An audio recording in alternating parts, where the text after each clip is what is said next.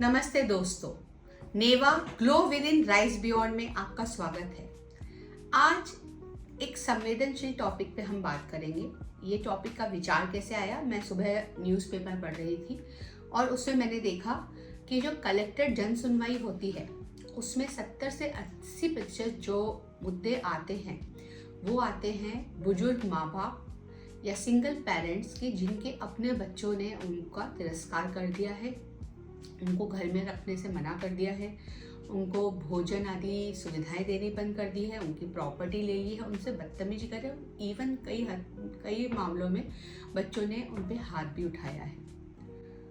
ये स्थिति कभी भी एकदम से नहीं आती है। किसी भी चीज़ को टॉप पे पहुंचने में, चाहे वो बुरा हो चाहे वो अच्छा हो, कुछ पड़ाव होते हैं।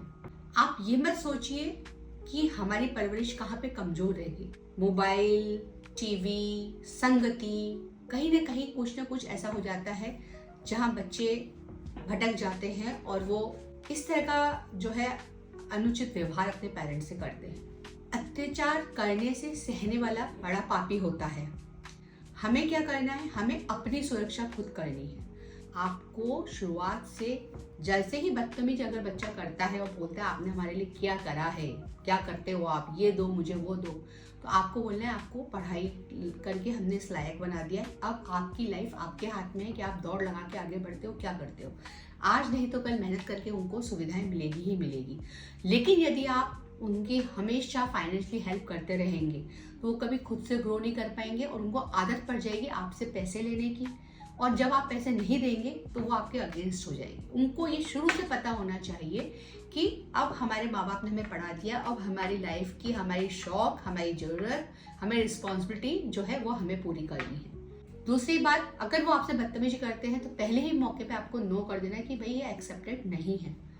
तीसरी बात, आपको हेल्प लेनी चाहिए। यदि जो पानी है वो सिर के ऊपर से निकल रहा है तो आप दुनिया के बारे में मत सोचिए, आप अपने बारे में सोचिए। और यदि आपको ऐसा लगता है कि यदि हम किसी को ये बात बताएंगे तो 4 लोग क्या बोलेंगे हमारे बारे में, तो वो 4 लोग एग्जिस्ट ही नहीं करते हैं, वो एग्जिस्ट करते हैं हमारे दिमाग में।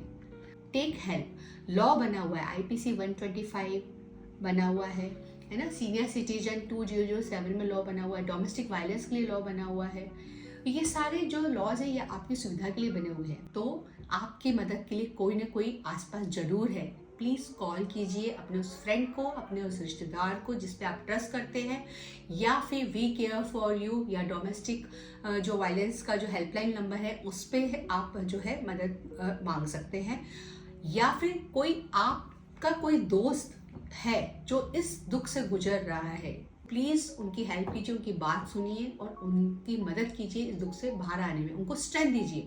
यदि आपने बच्चों को पाल पोस के इतना लायक बना दिया है कि वो आपसे बदतमीजी कर रहे हैं तो मेरी बात मानिए, आप में अभी भी उतनी ताकत है कि आप अपना बुढ़ापा अपने दम पे आराम से निकाल सकते हैं। इसी उम्मीद के साथ कि हम एक नई शुरुआत करेंगे, एक दूसरे की मदद करके, एक दूसरे का सहारा बन के। मैं Ekta Dubey, signing off from Neva glow within rise beyond. धन्यवाद।